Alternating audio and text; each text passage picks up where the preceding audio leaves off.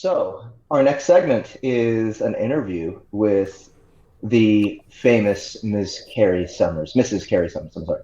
Or, well, that's a pseudonym, right? So I guess it doesn't. Mi- How does that work? Hey, I there was she is. muted. Oh, she might be muted. She's here. Can you hear me now? Hey, we We can Hi, hear you. Carrie Summers. Okay, so I narrated 7 books of the Stonehaven League for Carrie Summers. Right? That's a lot of talking. It is a Wow. lot of talking. I feel very accomplished. I can't wait to someday have the time to like sit down and listen to them all in a row, you know. I want to do that with 6 Feet Under too. I want to watch all those episodes again. 6 Feet Under, Stonehaven League. There we go. So there is a new book that's actually going to be a part of our launch, right?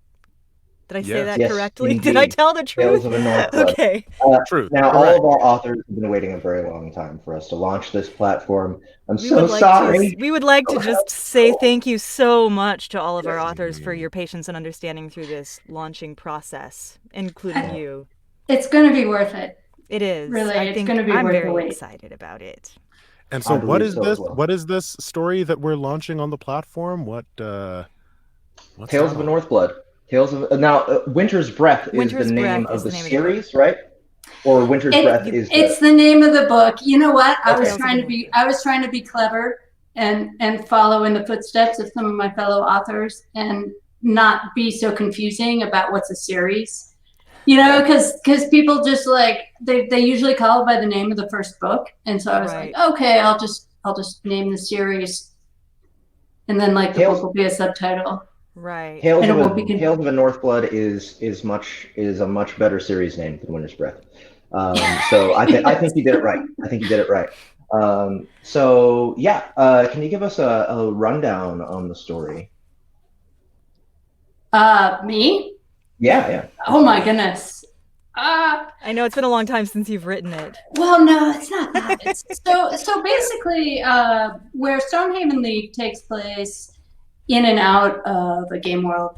I wanted to write a series that took place fully within a game world where the characters weren't logging out. And I wanted some survival elements, some really thrown in the deep end type of motifs. And that's kind of where it started, was some characters are just suddenly there, which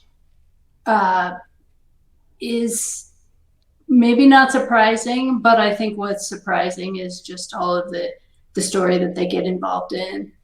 And they sort of, the two leads meet very quickly on a beach and are freaking out, and they go on to fight villains.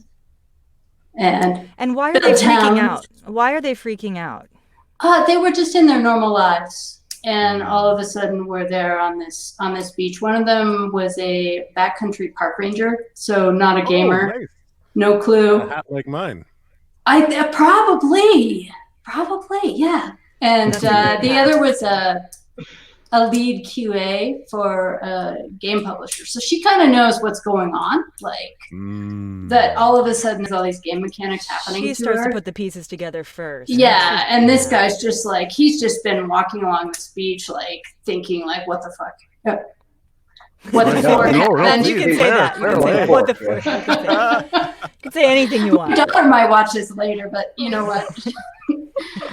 So he's just been walking. He thinks he's like somewhere on a coast he doesn't know, but is like thinks he's psycho or something because he's getting like health status messages and stuff. And then all of a sudden she just kind of like spawns in a thunderclap and Wow.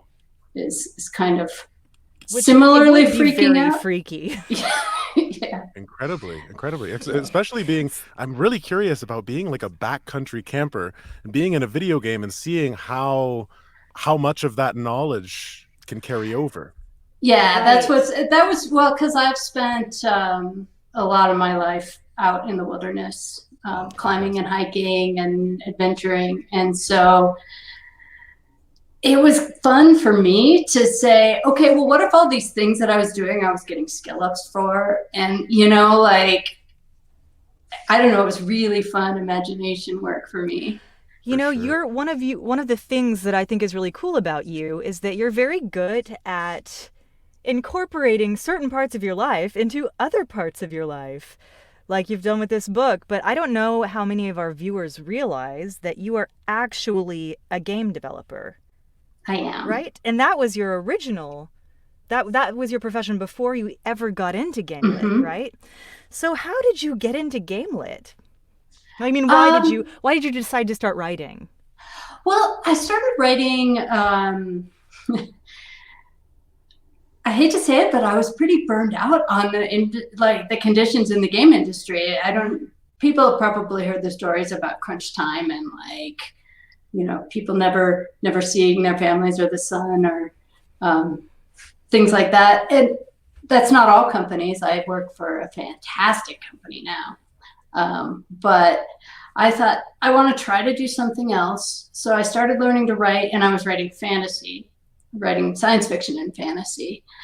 But I've always loved games, and I spent so long as a game developer that I always wanted to incorporate like cyberpunk and like VR and like cool like game elements. And I was like, nah, nobody would read that. What made you change your mind? What made Well, you think, you were like desperate. You were like, I gotta try something. I picked up oh god, why am I blanking? The goblin shimmer. Life Reset. Yes, I picked up Life Reset. I was like, oh my gosh, this is awesome because it has all the emotions that you feel when you're playing a game. True. But it's in a different format, and I was just like, holy moly, this is awesome. Can you say the name of the wonderful company that you work for? I can. I work for Paradox Interactive. Nice. Yeah, we make a lot of really great games. I work for a small studio based out of the Bay Area called Paradox Tectonic on an unannounced title that I can say nothing about. Well, we're looking forward to that too. Yes. Now I do actually have a clip. All right. I do have a clip of Tales of the Northblood, or Tales of a Northblood, Winter's Breath, and I would love to play it for the audience. We good to do that? Yeah. All right, let's do it. Okay. I don't know. I'm not actually the one in charge, but yes. Yes. Here it is. Tales of a Northblood. And I think Ahmed, why don't you bring that cover back up, and we can look at the beautiful, beautiful art while we listen. Here we go. Let's see if we can. Bunch of cowards. Pulling. Jace's eyes widened as Seth abruptly dashed forward and jammed his dagger into the nearest egg. As the shell parted, falling away in leathery flaps, the teen spun and dashed back to the group. Silence held for a moment.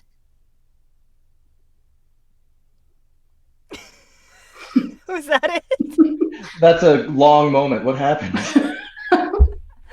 It's a real cliffhanger. Shadows.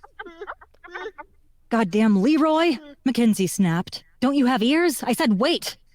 The kid snorted. They're level 0.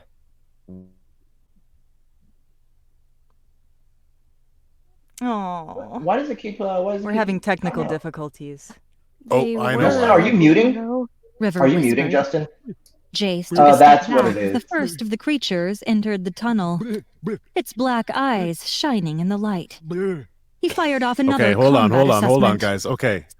My bad. I thought I was being helpful by muting myself so you didn't hear my for that whole thing. But I'm going to start it from the beginning there. It's a 2-minute clip, and you guys will be able to hear it without it cutting out intermittently. Right. Sorry, guys. And Justin, breathe somewhere else. God damn it. I will breathe. I just won't breathe. 2 minutes isn't that long. Here we go. Let's see if we can. Bunch of cowards. Pulling. Jace's eyes widened as Seth abruptly dashed forward and jammed his dagger into the nearest egg. As the shell parted, falling away in leathery flaps, the teen spun and dashed back to the group. Silence held for a moment, and then a series of tearing noises echoed through the cavern as more eggs fell open. A chorus of barks rose from the chamber, and the space was abruptly full of undulating shadows. "Goddamn Leroy!" Mackenzie snapped. "Don't you have ears? I said wait!" The kid snorted. They're level 0. What else are we supposed to do? Stare them to death? Anyway, what kind of seal lays eggs? So lame. They were level 0. River whispered. Jace took a step back as the first of the creatures entered the tunnel, its black eyes shining in the light. He fired off another combat assessment. Seagrump whelp, level 2. Carnivores from birth, ravenous whelps have been known to eat their own mother if they hatch before consuming all the nutrition in their eggs. It's recommended that adventurers wishing to eradicate a nest provide the whelps with the sea mare's corpse before attempting to deal with the young. Health, 52 out of 52. Bummer, dudes. Gristwee commented. The whelp flopped forward, moving almost like a seal on a beach, but somehow much, much faster. As fast as a human could run, Jace estimated. In place of front fins, the creature had stumpy legs with twisted feet and wicked claws. Whiskers bristled on a muzzle that pulled back from some very sharp-looking teeth. The thing barked again. Cover me, I guess. Jace said, grimacing. He took a step forward and aimed a kick at the whelp's face. His boot connected with a crack. Sea grumps. Nice. Seagrump. Seagrumps. I loved the idea so much, and I just wanted that, like, because I love the idea of absolutely ridiculous creatures, mobs, and stuff, and so I really wanted to bring them to life. Were those your sound effects, Jeff? Yeah, that was both me and Annie. Yeah, and don't worry, the applause won't really be in the book there at that moment. So, what was your favorite moment from the book, or one of them? That's kind of tough. It's. I was thinking about that. Honestly, I most related to the very beginning, because I just really loved that, like, suddenly in this new environment. I mean, I really like I have the most fun writing the humor parts and the sarcasm and just doing ridiculous things to the characters. But emotionally, I think that I was most connected to just that, like, WTF, like, what's going on here? Right. I really liked the jokes too. I loved all the Princess Bride references. Yeah, I liked putting, I was like, I gotta get this in somewhere in some book. There is a particular scene that happens. I don't have the mind to know if it's too much of a giveaway or not, but there is a scene that involves sort of like a reenactment of a specific thing that happened in The Princess Bride. That's probably my favorite part of the book. Very funny. So I know that we've had you for a long time, and I don't want to take up too much of your time, so I'll ask you one more question. Do you have any words for burgeoning writers in the game-lit community? Yeah, I mean, honestly, I worked really hard writing fantasy books and science fiction books and short stories, and that was fun. The thing that I found the most with Gamelit is for me, even, it was just about connecting with my experience as both a developer and a player, and conveying all of the things that come with that, because that's what the genre is about. And so work on your craft, because professionalism is important, but otherwise write about your experiences and what you love. Yeah. Thank you so much for Thanks, joining guys. us, Carrie. It was a delight to I have you. really enjoyed American Fork too. That was great. Oh, thank you. Thank you. Emily, you have an admirer. All right, guys. The new So, Not a stalker, just an admirer. right. Yeah. So far. So far, so far. Right. All right. Well, thank you very much, Carrie Summers, everybody. Carrie Summers. Thank you. God, our audience is just so great at the applause. Just fantastic, like concise. You know, they don't drag it on. They just like they get the enthusiasm out there, and then they're like, okay, I'm done. Yeah. What do we got next?